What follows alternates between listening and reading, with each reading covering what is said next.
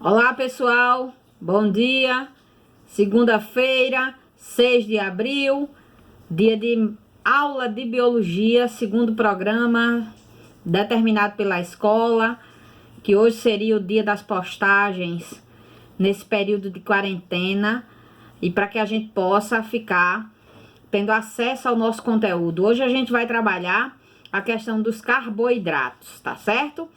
Então, carboidrato, que é aquela parte orgânica, né? Um dos componentes da parte orgânica da bioquímica celular, e orgânica eu já falei para vocês inúmeras vezes, que é aqueles componentes que tem na sua estrutura a molécula do carbono, né? Obrigatoriamente. O carbono, mais uma vez, aquele elemento tetravalente, ou seja, que se liga a 4 outros elementos que podem ser iguais ou diferentes dele, mas que efetivamente vão ter essa característica, ou seja, ligar-se a 4 outros elementos. Assim sendo, vamos trabalhar os carboidratos hoje. Então, primeira característica dos carboidratos: são orgânicos, né? Se são orgânicos, tem carbono na sua composição.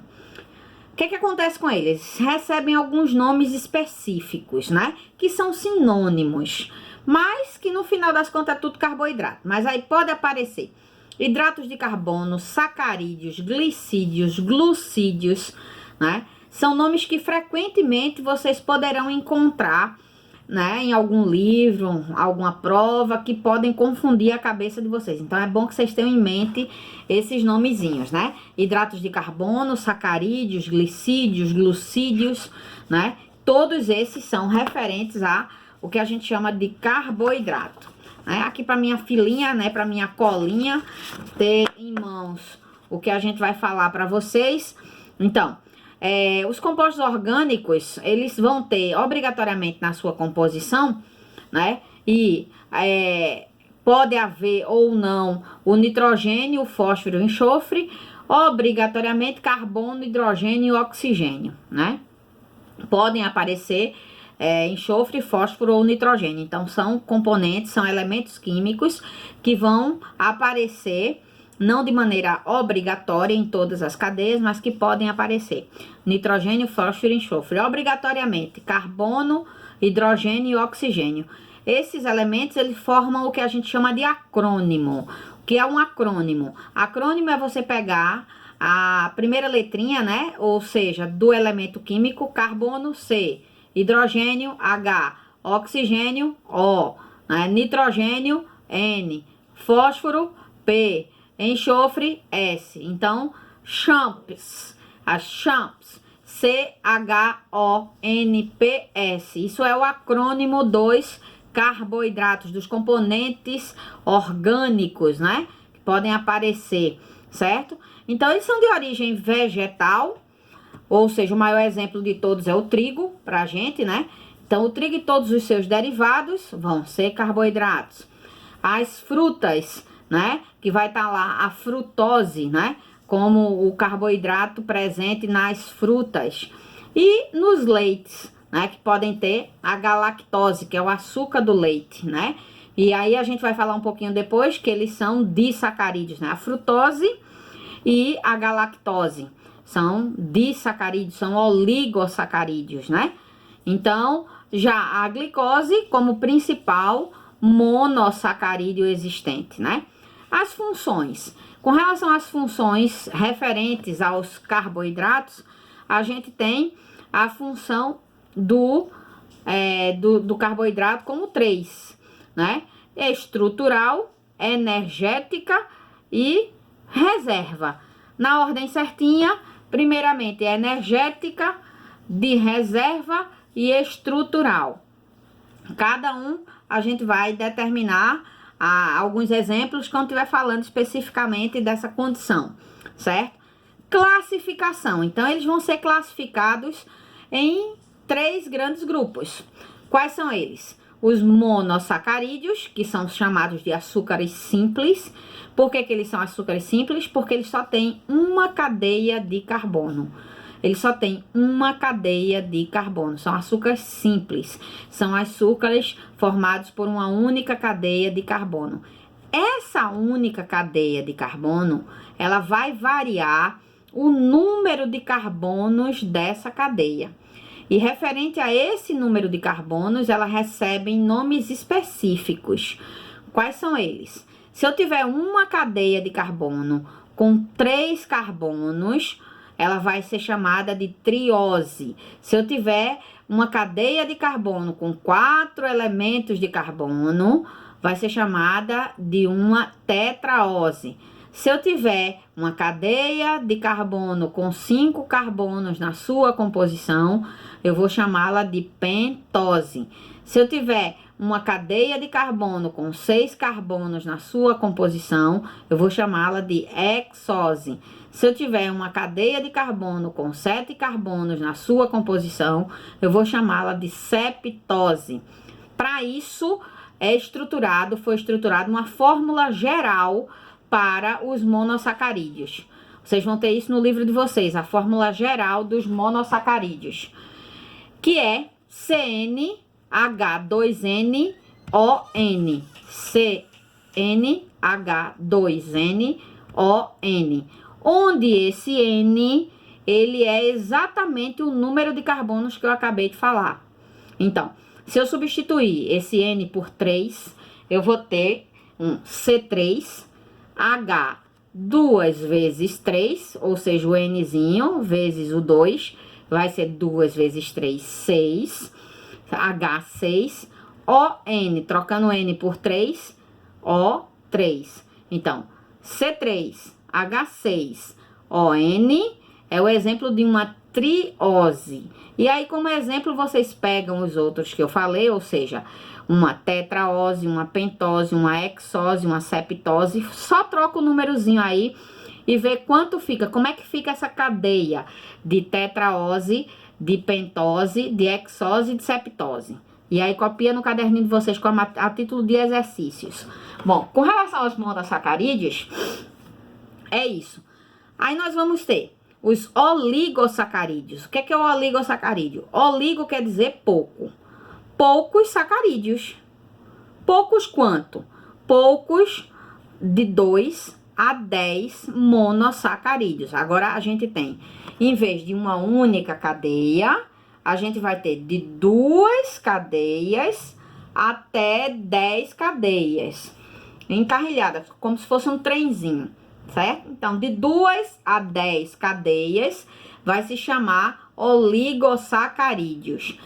Quais são os principais oligossacarídeos? Os principais são os que têm 2 cadeias. E aí ele recebe um nome específico. Que nome é esse? Disacarídeo, tá certo? O que é um disacarídeo? É um oligo com 2 cadeias de carbono, tá certo? Oligossacarídeos. Aí o que acontece? Dentro desses oligossacarídeos, nós vamos ter alguns exemplos como principais, não é? Nós vamos ter oligossacarídeos frutose, oligossacarídeos galactose, oligossacarídeos sacarose, tá certo? Ou seja, todos eles, a sacarose, a lactose, a galactose no caso, e a frutose vão ser exemplos de oligossacarídeos, né? Com relação aos polissacarídeos, poli quer dizer vários. Vários o quê? Vários monossacarídeos, ou seja, várias cadeias de monossacarídeos. E quantos são vários? Vários acima de 10, ou seja, de 11 acima. 11 cadeias de carbono encadeadas, somadas, grudadas, juntas, elas vão ser chamadas de polissacarídeos. Exemplos de polissacarídeos para vocês.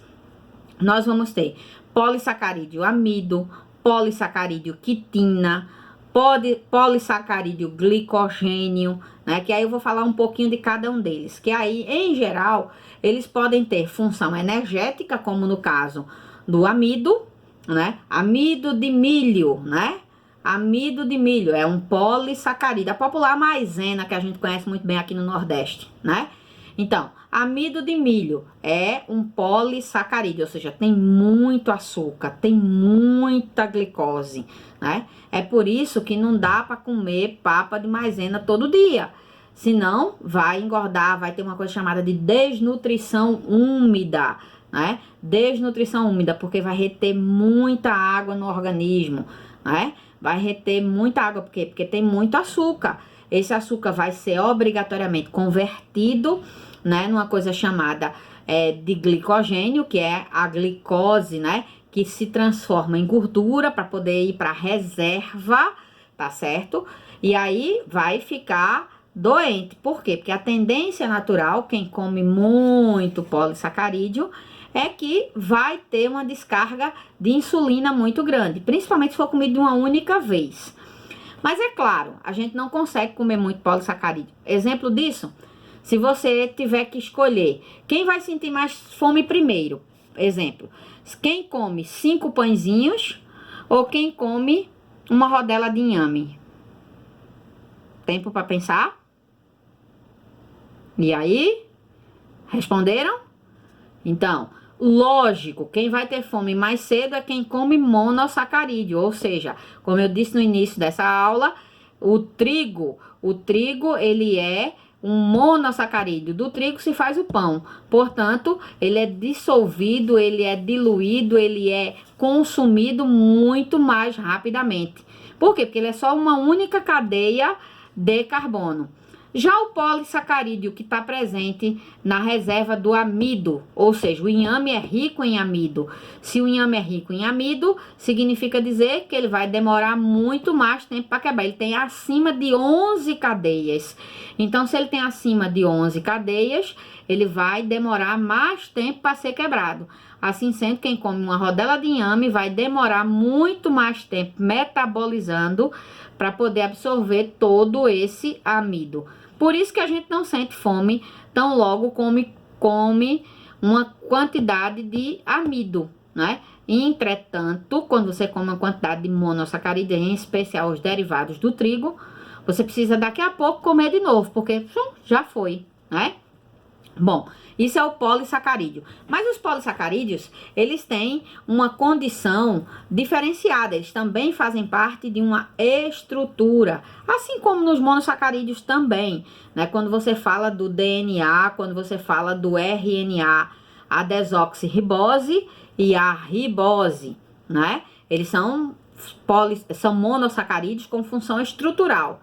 E no polissacarídeo? No polissacarídeo a gente vai ter função estrutural a quitina, né? A quitina é um polissacarídeo que forma uma estrutura. Exemplo, me dê um exemplo de quitina, né? Quitina está presente na carapaça dos crustáceos, né?